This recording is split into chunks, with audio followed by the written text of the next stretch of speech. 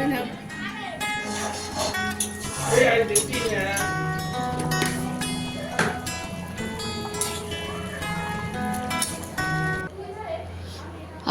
আলাইকুম, কেমন আছেন সবাই? আশা করি ভালো আছেন। আল্লাহর অশেষ রহমতে আমরাও ভালো আছি। প্রতিদিনের মতো নতুন একটি ভিডিও নিয়ে চলে আসলাম। আশা করি পুরো ভিডিওর সাথেই থাকবেন। একটা লাইক দিয়ে ভিডিওটা কন্টিনিউ করবেন। তো এগুলো হচ্ছে ডাব। তো আমাদের গ্রামের থেকে নিয়ে আসা হয়েছে। আমাদের গ্রামের বাড়ির নিজেদের গাছের ডাব। আমার চাচা গ্রাম থেকে আসছে, তো আসার সময় আমাদের গাছের ডাবগুলো পেড়ে আনছে। তো ওই ডাবগুলো আবার হাফিজার বাবা গিয়েছিল আমাদের বাসায়, আমার মার বাসায়। তো আমার মা আবার ডাবগুলো দিয়ে দিয়েছে। আর এগুলো হচ্ছে আমসত্ত্ব। আমসত্ত্বগুলো আমার চাচি বানিয়েছে।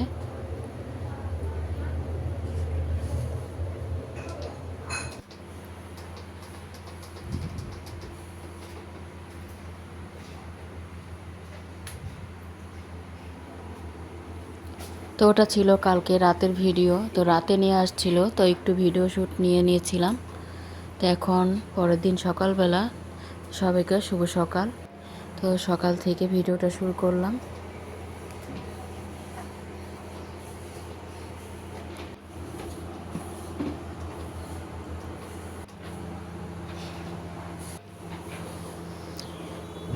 তো এখন নাস্তা বানাবো। তো নাস্তার জন্য প্রথমে আটাটা সিদ্ধ করে নিব। তো পানিটা ফুটে গেছে, এখন আটাটা দিয়ে দিচ্ছি। প্রথমে পানি দিয়ে, পানিতে একটু লবণ আর তেল দিয়ে পানিটা ভালোভাবে ফুটিয়ে নিলাম। তো এখন আটাগুলো দিয়ে আটা নেড়ে চেড়ে নিব। তো আটাটা গরম, ঠান্ডা হলে মথে নিব। এখন ডিম ভেজে নিচ্ছি।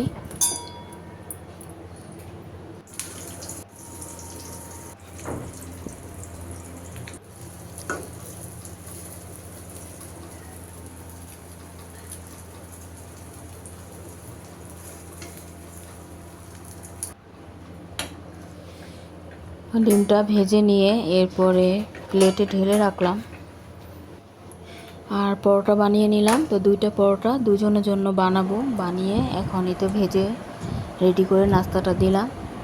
তো গরম গরমে এখন মেয়ে রেডি হয়ে স্কুলে চলে যাবে। তো নাস্তাটা খেয়ে নিচ্ছে। আর সাথে ছিল লাউয়ের তরকারি। লাউয়ের তরকারিটাও গরম করে দিলাম।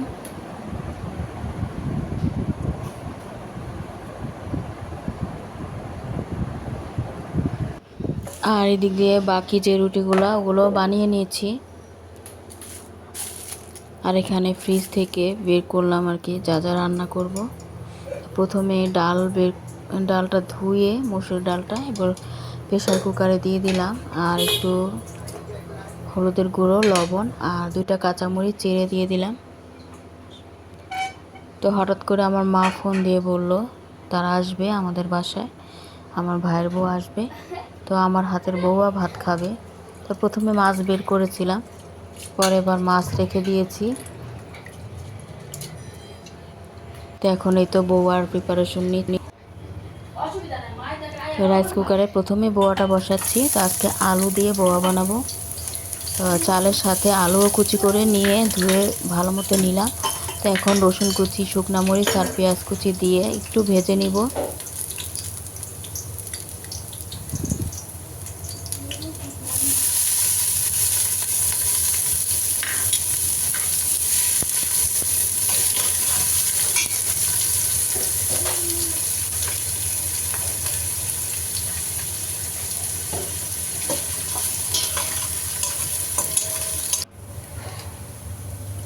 তো প্রথমে রাইস কুকারে মানে আরেকটা যে রাইস কুকারের হাঁড়ি ওটাতে বসিয়েছিলাম, পরে আবার ভাবলাম এটাতেই বসাই, এই রাইস কুকারের যে হাঁড়ি আছে। তো এরপর ঢেলে নিলাম। তো এখন ধুয়ে রাখা চাল আর আলু কুচি দিয়ে ভেজে নেব। এটা পোলার মতো করে ভাজতে হয়। আদা রসুনের বাটাও দিয়েছি, 2টা তেজপাতা দিয়ে দিলাম। তো ভেজে নিয়ে এরপর পরিমাণ মতো এখন পানি দিয়ে দিলাম। কয়েকটা কাঁচামরিচও দিয়ে দিলাম। তো ইচ্ছা করলে এই বোয়াটাতে একটু হলুদের গুঁড়ো দেওয়া যায়, তাহলে হলুদ হবে। তো সাদাই রান্না করি। আর এদিক দিয়ে বাবা ডাবগুলো কেটে নিচ্ছে আর কি, পানিটা বের করছে। আর আমি আম কাটবো, তো কয়েকটা আম নিয়ে নিলাম। আর এই তো বোয়াটা আমার হচ্ছে।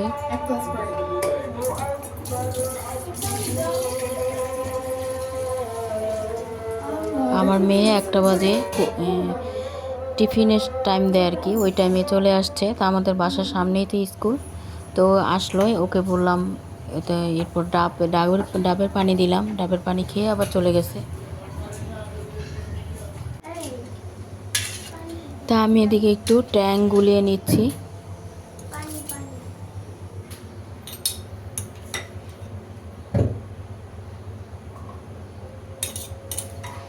এই ট্যাংটা আমার ভাই সৌদি আরব থেকে এনেছে। ট্যাংটা খুবই ভালো,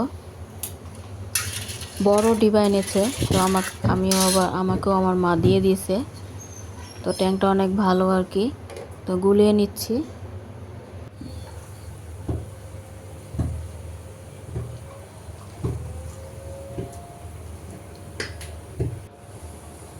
আর আমার বোয়াটাও রেডি। আমি ধনিয়া পাতা দিয়ে দিলাম আর একটু নাড়াচাড়া করে দিচ্ছি। তো কিছুক্ষণ দমে রাখলেই ফুটে যাবে।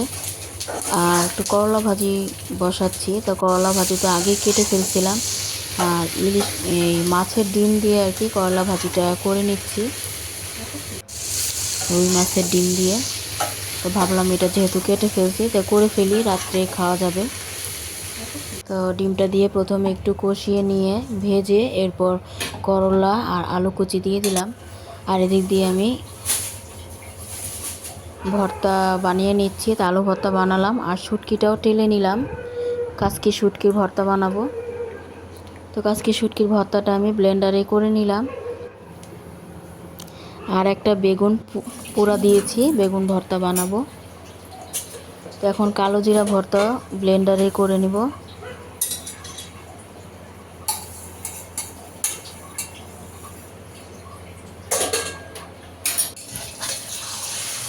তো এখন কয়েকটা ডিম ভেজে নিচ্ছি, বউয়ার সাথে তো ডিম ভাজা লাগবেই।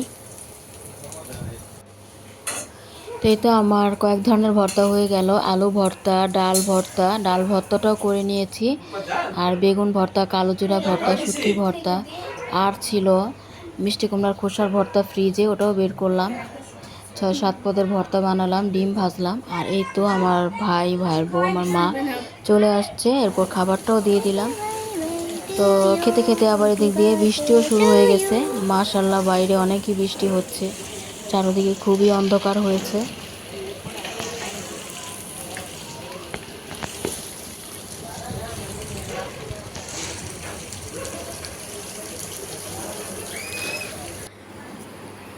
তো এই তো আমার ভাইস্তা, ও তো অনেক গরম, শরীর ঘেমে যায়, তাই ও আর জামা কাপড় ওকে পরাতে পারি না। তো বসে বসে চিপস খাচ্ছে, আমি আবার চিপস ভেজে দিচ্ছি।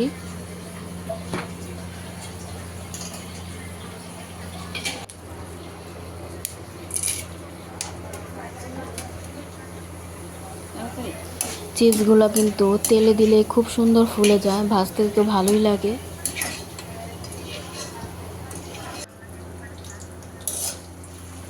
তো চিপস ভেজে দিলাম, এরপর নুডলস রান্না করব। তো নুডলসের জন্য এখানে একটু মাংস কুচি করে কেটে ভেজে নিচ্ছি। আর আমার মেয়ে দিক দিয়ে নুডলসের জন্য সব কিছু রেডি করে নিয়েছে। আমি আবার গাজর, মটরশুঁটি আর ক্যাপসিকাম বের করে দিলাম। তো ও আবার পেঁয়াজ নিল আর কাঁচামরিচ ফালি করে নিল। এখন রাইস কুকারে নুডলসটা রান্না করবে। তো চুলাতে মাংস আর ডিমটা ভেজে নিলাম। এখন মাংস ভাজাটা পেঁয়াজের সাথে দিয়ে দিয়েছে।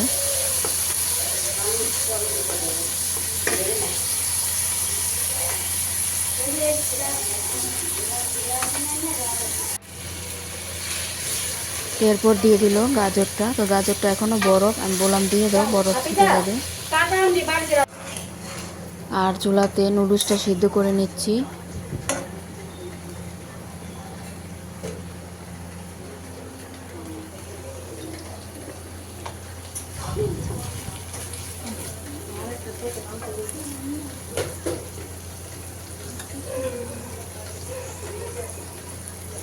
তো এখন আমার হাতে বানানো যে টমেটো সস, ওটা দিয়ে দিচ্ছে। তারপর সব কিছু দিয়ে মশলা দিয়ে নেড়ে চেড়ে এখন সিদ্ধ করা নুডলসটা দিয়ে দিল।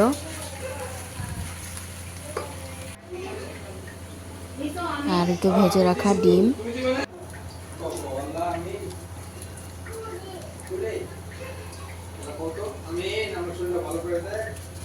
এখন মশলাটাও তো তো এখন মশলাটা দিয়ে নেড়ে চেড়ে ভালোভাবে আমি মিশিয়ে নিলাম নুডলসটা। মাশাআল্লাহ কালার খুবই সুন্দর হয়েছে। আর আমার মেয়ে নুডলসগুলো সব বেড়ে দিল, এরপর সবাই খেয়ে নিয়েছে। আর আমার ভাই আবার এদিকে দেখেন কত কিছু নিয়ে আসছে। দুই হাঁড়ি দই নিয়ে আসছে, 2 প্যাকেট ছানা, এরপরে বিস্কিট, কয়েক ধরনের কাঁচা বিস্কিট, ডিবার বিস্কিট, আর 2 বক্স আইসক্রিম নিয়ে আসছে।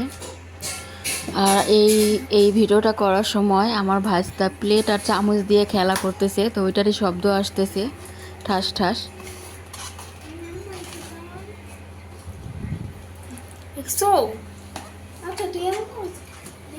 তো এইগুলো সব এখন আবার ফ্রিজে রাখতে হবে।